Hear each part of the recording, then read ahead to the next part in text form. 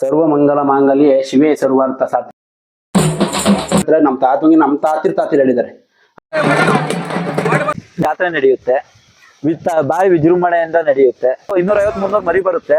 ದೃಷ್ಟಿ ಇಷ್ಟ ಆಯ್ತು ಅಂದ್ರೆ ಆ ಜಾಗ ಬಿಡಲ್ಲ ಅವಳು. ಪಾಠ ಇತ್ತಂತೆ.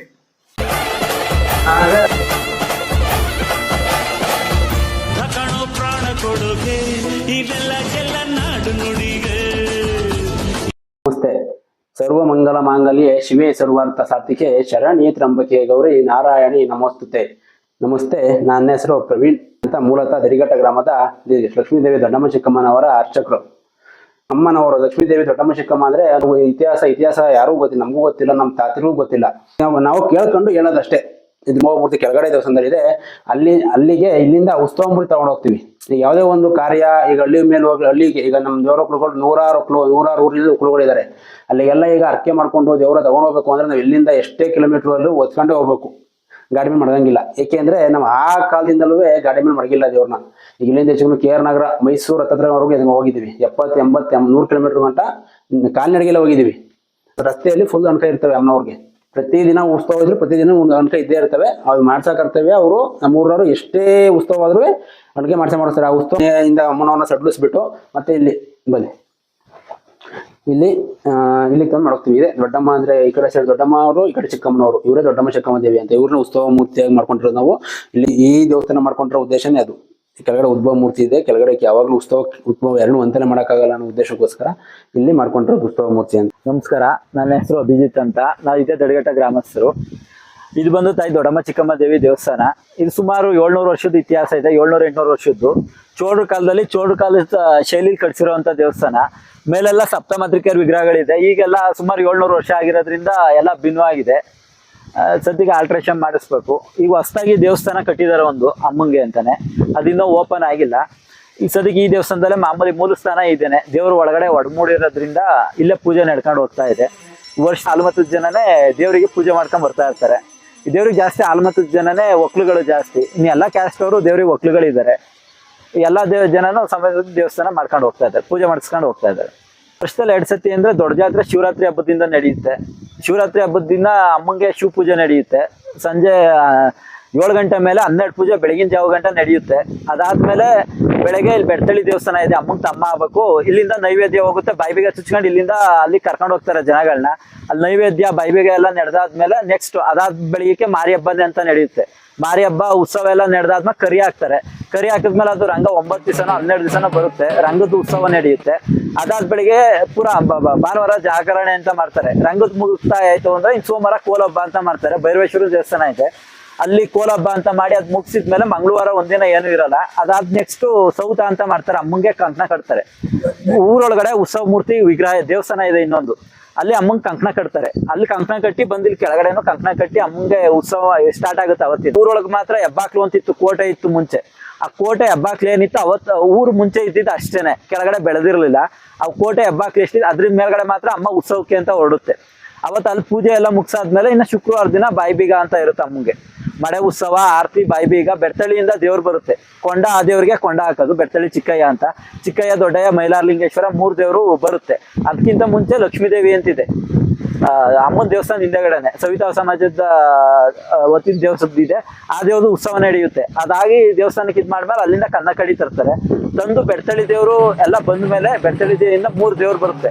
ಆ 3 ದೇವ್ರು ಬಂದ್ಮೇಲೆ ಅಮ್ಮನ ಜೊತೆಲೆ ಕರ್ಕೊಂಡು ಹೋಗಿ ಊರೊಳಗಡೆ ಹೆಬ್ಬಾಕ್ಲಿದೆಯಲ್ಲ ಅಲ್ಲಿ ಬಾಯಿಬೀಗ ಚುಚ್ಕೊಂಡು ಮಡೆ ಆರತಿ ಸಮೇತ ಇಲ್ಲಿ ಕೆಳಗಡೆ ಬರ್ತಾರೆ ಉತ್ಸವ ಮುಗಿಸ್ಕೊಂಡು.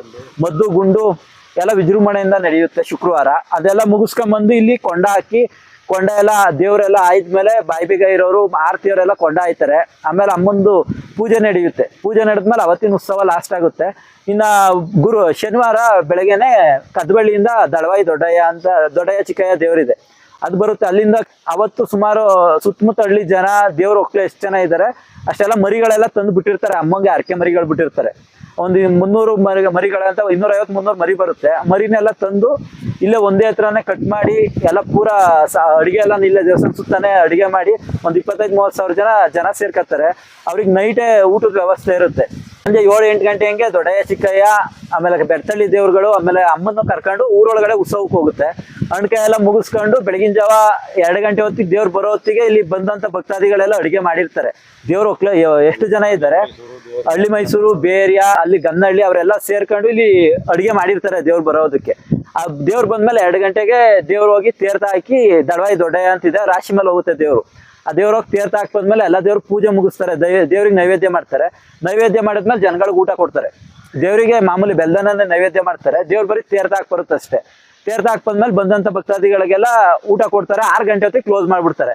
ಬೆಳಕರಿ ಹೊತ್ತಿಗೆ ಊಟ ಎಲ್ಲ ಕ್ಲೋಸ್ ಆದ್ಮೇಲೆ ಮತ್ತೆ ಭಾನುವಾರ ದೊಡ್ಡ ರಥೋತ್ಸವ ಇರುತ್ತೆ. ಅದಕ್ಕಿಂತ ಮುಂಚೆ ಇನ್ನ ಶನಿವಾರ ಬೆಳಗ್ಗೆನೆ ಅಮ್ಮಂದು ವಾಹನ ಹೂವಿನ ರಥೋತ್ಸವ ಇರುತ್ತೆ ಚಿಕ್ಕದು. ಅದಾದ್ಮೇಲೆ ಊಟ ಆಗುತ್ತೆ. ಊಟ ಆದ್ಮೇಲೆ ಬೆಳಗಿನ ಜಾವದಲ್ಲಿ ಮತ್ತೆ ಅಮ್ಮನ್ ಕುದುರೆ ವಾಹನ ಮಾಡ್ತಾರೆ, ಚಿಕ್ಕ ತೇರ ಆದ್ಮೇಲೆ ಮಧ್ಯಾಹ್ನ 4 ಗಂಟೆಗೆ ದೊಡ್ಡ ತೇರು ಉತ್ಸವ ಇರುತ್ತೆ ಅಮ್ಮಂದು. ಹಾಗೆ ಎಲ್ಲಾ ದೇವ್ರುಗಳು ಅಮ್ಮ ತೇರ್ ಮೇಲೆ ಹೋದ್ಮೇಲೆ ಎಲ್ಲಾ ವಿಗ್ರಹಗಳು ದೊಡ್ಡಯ್ಯ ಚಿಕ್ಕಯ್ಯ, ಮೈಲಾರ್ಲಿಂಗ, ಕದ್ಬಳ್ಳಿ ದೊಡ್ಡಯ್ಯ ಚಿಕ್ಕಯ್ಯ ಎಲ್ಲ ಹೋಗಿ ಅಮ್ಮನ ಮುಂದೆ ಮೆರವಣಿಗೆ ಮಾಡ್ಕೊಂಡು ಅಮ್ಮನ ಇಲ್ಲಿ ಕರ್ಕೊಂಡ್ ಬರ್ತಾರೆ. ಅದಾದ್ಮೇಲೆ ಅವತ್ತು ಮುಗಿಯುತ್ತೆ. ನೆಕ್ಸ್ಟ್ ಸೋಮವಾರ ಜಾತ್ರೆ ಇರುತ್ತೆ, ಗಂಗಸ್ಥಾನ. ಎಲ್ಲ ದೇವ್ರಿಗೂ ಶಿವ ಪೂಜೆ ನಡೆಯುತ್ತೆ. ಇಲ್ಲಿ ಓಕ್ಲಿ ನಡೆಯುತ್ತೆ. ಮಕ್ಳು ಹಸ್ಕೊಂಡಿರ್ತಾರೆ, 3 ಜನ 5 ಜನ ಮಕ್ಳು ಬಂದು ಸುತ್ತಮುತ್ತಳ್ಳಿ ಜನ ಎಲ್ಲ ಕಾಯೆಲ್ಲ ತಂದು ಇಲ್ಲಿ ಓಕ್ಲಿ ಬಾವಿ ಸೋಸಿರ್ತಾರೆ. ಉಬ್ನಳ್ಳಿಯವ್ರು ಬಂದು ಓಕ್ಲಿ ಬಾವಿ ಸೋಸ್ತಾರೆ. ಅವರೆಲ್ಲ ಕ್ಲೀನ್ ಮಾಡಾದ್ಮೇಲೆ ದೇವ್ರು ಬಂದು ಅದು ಪ್ರದಕ್ಷಿಣೆ ಮಾಡುತ್ತೆ. ಓಕ್ಲಿ ಬಾವಿನ ಪ್ರದಕ್ಷಿಣೆ ಮಾಡಿ ಮಕ್ಳ ಕೈಲಿ ಓಕ್ಲಿ ಆಡಿಸಿ ದೇವ್ರ ಪಾದ ತೋಡಿಸ್ತಾರೆ. ಹಸ್ಕೊಂಡಿರ್ತಾರೆ ಮಕ್ಳು, ಅವ್ರ ಕೈ ಪಾದ ತೋಡಿಸಿ ದೇವ್ರು ಬಂದ್ಮೇಲೆ ಎಲ್ಲ ಪೂರ ಹಿಡ್ಗಾಯಿ ಹಾಕ್ತಾರೆ. ಸುತ್ತಮುತ್ತಳ್ಳಿ ಜನ ಎಲ್ಲ ಕಾಯಿ ತಂದಿರ್ತಾರೆ. ಒಂದು 3-4 ಸಾವಿರ ಕಾಯಿ ತಂದಿರ್ತಾರೆ. ಎಲ್ಲ ಬಾವಿ ಒಳಗಡೆ ಹೊಡೆದು ಬಂದಂತ ಕಾಯಿನ ಮಕ್ಳಿಗೆ ಹಂಚ್ಕೊಟ್ಬಿಟ್ಟು ಕಳಿಸ್ತಾರೆ. ಅದಾದ್ಮೇಲೆ ದೇವರಲ್ಲಿ ಗಂಗಸ್ಥಾನ ಕರ್ಕೊಂಡು ಹೋಗ್ತಾರೆ. ಅಲ್ಲಿ ದೇವ್ರುಗಳಿಗೆ ಕಡೆಗೆ ಬಿಚ್ಚಿ ಮಾಮೂಲಿ ಶಿವ ಪೂಜೆ ಮಾಡಿಸ್ತಾರೆ. ಲಿಂಗಾಯತರು ಬರ್ತಾರೆ ಅವಾಗ ಶಿವ ಪೂಜೆ ಮಾಡೋದಕ್ಕೆ. ನಮ್ ದೇವ್ರಿಗೆ ನೈವೇದ್ಯ ಅಂದ್ರೆ ರಾಗಿ ಅಂಬ್ಲಿನೇ ಫೇಮಸ್. ದೇವ್ರಿಗೆ ರಾಗಿ ಅಂಬ್ಲಿ ಅಂದ್ರೆ ತುಂಬಾ ಇಷ್ಟ. ಹಂಗಾಗಿ ಹಾಲ್ದೆಲೆ ಮೇಲೆ ಅಂಬ್ಲಿ ಬಿಡ್ತಾರೆ. ಸುಮಾರು ಅರಕೆ ಮಾಡ್ಕೊಂಡ್ರು ಅಷ್ಟೇ. ಜನಗಳು ಕರ್ಕೊಂಡು ಹೋದ್ರೆ ಹಾಲ್ದೆಲೆ ಮೇಲೆ ಅಂಬ್ಲಿ ಬಿಡೋದು. ಮಾಮೂಲಿ ಇದ್ದಂತೆ ನೈವೇದ್ಯ ಪೂಜೆ ನಡೆಯುತ್ತೆ ಅಷ್ಟೇ. ಮಾಮೂಲಿ ದೇವ್ರಿನ ಅಲ್ಲಿಂದ ಹೋಗಿ ಬಂದ್ಮೇಲೆ ಕೆಳಗಡೆ ಬರುತ್ತೆ. ಕೆಳಗಡೆ ಬಂದಾಗ ಧೂಪ ಹಾಕ್ತಾರೆ. ಎಲ್ಲಾ ಜನ ಬಂದು ಕೆಂಡ ಹಾಕಿರ್ತಾರೆ, ಬರೀ ಧೂಪ ಹಾಕ್ತಾರೆ. ಬೆಳಗಿನ ಜಾವಕ್ಕೆ ಉತ್ಸವ ಎಲ್ಲ ಮುಗಿದು ದೇವ್ರು ಕೂರ್ಸಾದ್ಮೇಲೆ ಇನ್ನೊಂದ್ಸತಿ ಚಿಕ್ಕ ತೇರು ಹರಿಯುತ್ತೆ. 5 ಸತಿ ಆಗುತ್ತೆ ದೊಡ್ಡ ತೇರು ಸೇರಿ. ಶನಿವಾರ ಬೆಳಗ್ಗೆ ಬರೀ ಹೂ ತೇರು ಅಮ್ಮನ ತೇರ್ ಮೇಲೆ. ಭಾನುವಾರ ಬೆಳಗ್ಗೆ ಕುದುರೆ ಇದೆ, ಕಂಚಿನ ಕುದುರೆ ಇದೆ, ಅದ್ರ ಮೇಲೆ ಕುದುರೆ ವಾಹನ ಮಾಡಿಸ್ತಾರೆ. ಮತ್ ಭಾನುವಾರ ಮಧ್ಯಾಹ್ನ ಗೊಂಬೆ ತೇರು, ದೊಡ್ಡ ತೇರಿದೆ, ದೊಡ್ಡ ತೇರು ಮಾಡ್ತಾರೆ. ಅದಾದ್ಮೇಲೆ ಸೋಮವಾರ ಸರ್ಪವಾಹನ, ಸರ್ಪ ಇದೆ, ಸರ್ಪದಡಿ ದೇವ್ರು ಕೂರಿಸ್ಬಿಟ್ಟು ರಥೋತ್ಸವ ಇಲ್ಲಿಂದ ತೇರ್ ಮಳಕ್ ಹೋಗಿ ಬರುತ್ತೆ. ಅದಾದ್ಮೇಲೆ ಮತ್ತಿಂದ ಮಂಗಳವಾರ ಬೆಳಗ್ಗೆ ಮಾಮೂಲಿ ಕುದುರೆ ಇರುತ್ತೆ, ಕುದುರೆ ಮೇಲೆ ಕುದುರೆ ವಾಹನ ಮಾಡುತ್ತಾರೆ. ವರ್ಷಕ್ಕೆ 5 ಸತಿ ತೇರು ಎಳೆಯುತ್ತೆ. ಇಷ್ಟವರೆಗೂ ನಾವು ಹೇಳಿದ್ದು ಹೇಗೆ ಈಗ ಉತ್ಸವಗಳು ಹೇಗಾಗ್ತವೆ, ಉತ್ಸವಗಳಾಯ್ತವೆ ಅಂತ ಹೇಳಿದರೆ, ಬಟ್ ಒಂದು ಇವು 4 ಕಳಸಗಳಿದಾವೆ. ಇದು ತೇರು, ದೊಡ್ಡ ತೇರು, ಚಿಕ್ಕ ತೇರು ಅಂತ 2 ತೇರು. ಇದು ನಮ್ಮ ಉತ್ಸವದಲ್ಲಿ 2 ತೇರುವೆ. ಶನಿವಾರ ಚಿಕ್ಕ ತೇರು ಹೇಳ್ತೀವಿ ಮೊದಲು. ಆಗ ಸರ್ಪ ಮತ್ತೆ ಕುದುರೆ ವಾಹನ ನೋಡಿ. ಇಲ್ಲಿ ಹತ್ರ ಬಂದು ತೋರಿಸಿ ಕುದುರೆನ. ಶನಿವಾರ ಹೂವಿನ ತೇರಿಗೆ ಮತ್ತೆ ಸರ್ಪದ ಮೇಲ್ಗಡೆ ಅಮ್ಮನವ್ರನ್ನ ಕೂರಿಸ್ಬಿಟ್ಟು ತೆರರಿಸ್ತೀವಿ ಶನಿವಾರ. ಮತ್ತೆ ಅದಾದ್ಮೇಲೆ ಇನ್ ಮಂಗಳವಾರ ದೇವ್ರುಗಳು ಬೆಳಗ್ಗೆನೆ ಕೂಟ ಹೊಡೆದ್ಬಿಟ್ಟು ಕದ್ಬಳಿ ದೇವ್ರು ಕದ್ಬಳಿ ಕಳಿಸ್ತಾರೆ, ಬೆರ್ತಳ್ಳಿ ದೇವ್ರು ಬೆರ್ತಳ್ಳಿ ಕಳಿಸ್ತಾರೆ. ನೆಕ್ಸ್ಟ್ ಅಮ್ಮನ್ನ ಮಂಗಳವಾರ ಸಾಯಂಕಾಲ ಕರ್ಕೊಂಡು ಇಲ್ಲಿಂದ ಮೇಲ್ಗಡೆ ಹೋಗ್ತೀವಿ. ಮೇಲ್ಗಡೆ ಹೋದ್ಮೇಲೆ ಇಲ್ಲಿ ಯಾರು ಬರಂಗಿಲ್ಲ. ಅಮ್ಮ ಅವರ ಅಣ್ಣ ತಮ್ಮದಿರ್ನೆಲ್ಲ ಕರೆಸ್ಬಿಟ್ಟು ಸಾಯಂಕಾಲ ಇಲ್ಲಿ ನೈವೇದ್ಯ ಮಾಡಿ ಬೇರೆಯವ್ರಿಗೆಲ್ಲ ಊಟಕ್ಕೆ ಬಳಸ್ತಾರೆ ಅನ್ನೋ ಸಂಪ್ರದಾಯ ಇದೆ. ಅವತ್ ಮಾತ್ರ ಯಾರು ಈ ಕಡೆಗೆ ಬರೋದಿಲ್ಲ.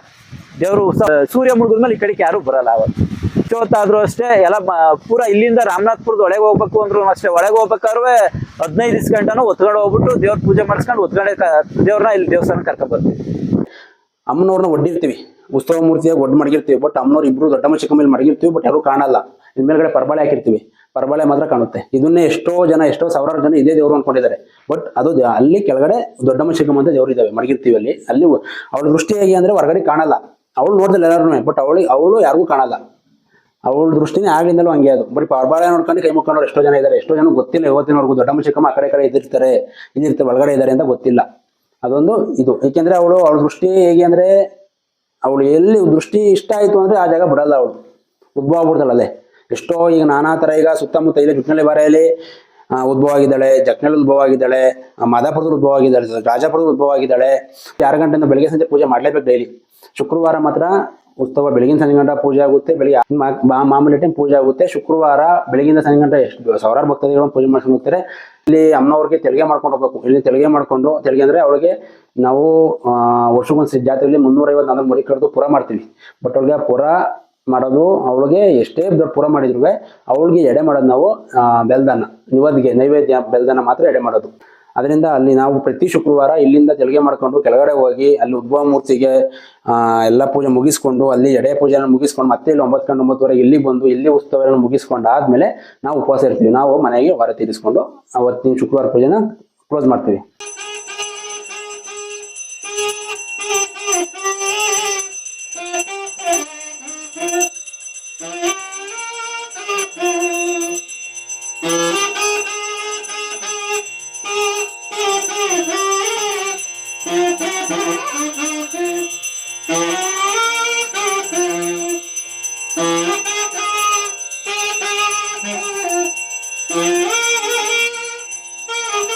Thank you.